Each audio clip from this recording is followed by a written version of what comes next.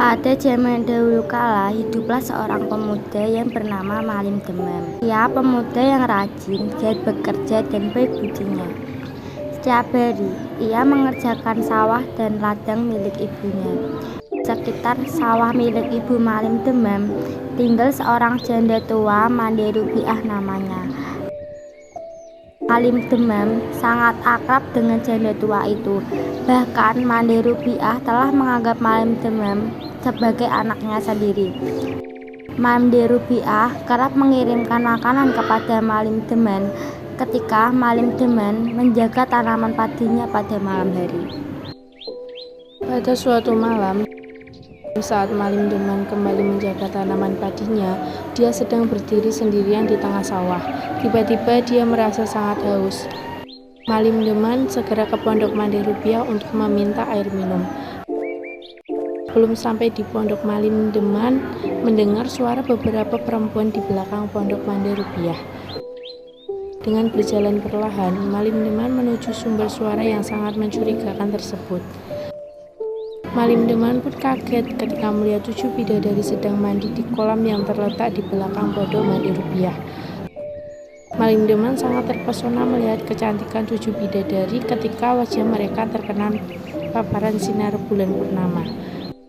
Malim Demam melihat 7 selendang tergeletak di dekat kolam itu. Malim Demam menebak 7 selendang itu digunakan para bidadari untuk terbang dari kayangan ke kolam itu. Maka dengan berjalan sembunyi-sembunyi, dia mendekati 7 selendang itu dan mengambil salah satu selendang lalu disembunyikannya selendang itu. Hampir waktu pagi datang, 7 bidadari itu ingin kembali ke kayangan. Salah satu bidadari, yaitu bidadari bungsu, tidak dapat menemukan selendangnya. 6 kakaknya telah berusaha ikut membantu mencari selendang itu, tetapi hingga menjelang fajar, selendang milik bidadari bungsu tetap tidak ditemukan. Karena matahari sebentar lagi mulai muncul, 6 bidadari yang telah mendapatkan selendangnya terpaksa meninggalkan adik bungsu mereka. Keenamnya menggunakan selendang mereka masing-masing untuk terbang kembali ke kayangan. Ninggalin kakak-kakaknya, si bungsu menangis. Dia ketakutan untuk tinggal di bumi. Kemudian, Malim Demam mendekati dan menghibur si bidadari bungsu. Malim Demam kemudian mengajak bidadari itu ke rumah Mande Rubiah. Dengan hati yang senang, Mande Rubiah menerima bidadari bernama Putri Bungsu itu dengan kemudian mengakuinya sebagai anak. Malim Demam kembali ke rumahnya setelah mengantarkan bidadari bernama Putri Bungsu ke rumah Mande Rubiah. Sesampainya di rumah, Malim Demam menceritakan kejadian yang dialami kepada ibunya. Ia menjelaskan bahwa ada bidadari yang tinggal bersama Mande Rubiah. Lalu, Malim Demam memberikan selendang bidadari itu kepada ibunya untuk menyembunyikan selendang itu selamanya. Sejak saat itu, Malim Demam rajin berkunjung ke rumah Mande Rubiah untuk menemui Putri Bungsu. Malim Demam dan Putri Bungsu sepertinya saling jatuh cinta. Setelah itu, mereka menikah dan dikaruniai seorang anak laki-laki yang diberi nama Sultan Duano. Putri Bungsu semula sangat berbahagia bersuami Malim Demam. Namun, sejak Sultan Duano lahir, perangai Malim Demam menjadi berubah. Malim Demam malah lebih banyak menghabiskan waktunya di area perjudian. Dia suka menyambung ayam hingga seringkali tidak pulang berhari-hari. Putri Bungsu sangat sedih melihat perilaku buruk suaminya. Dia terkadang menangis meratapi nasibnya. Kerinduannya untuk pulang ke kayangan kembali muncul.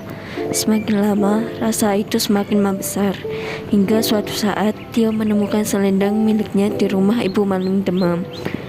Dia berpura-pura hendak menjemur selendang itu. Saat itu juga dia membawa selendang itu ke rumahnya. Putri Bungsu kemudian menemui Bujang Karim, pegawai Malim Demam. "Tolong kamu sampaikan kepada Malim Demam, aku akan kembali ke kayangan dengan membawa Sultan Duano." Bujang Karim segera mencari Malim Demam ke area perjudian. Setelah bertemu, Bujang Karim menceritakan pesan dari Putri Bungsu kepada Malim Demam.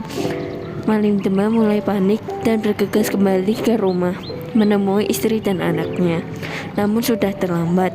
Sesampainya di rumah, istri dan anaknya sudah tidak ada di rumah.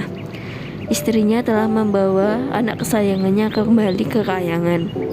Malim Demam hanya dapat menyesali kepergian anak dan istrinya. Dia sangat menyesal, namun penyesalan itu sia-sia. Apa yang telah terjadi tidak dapat diulang kembali.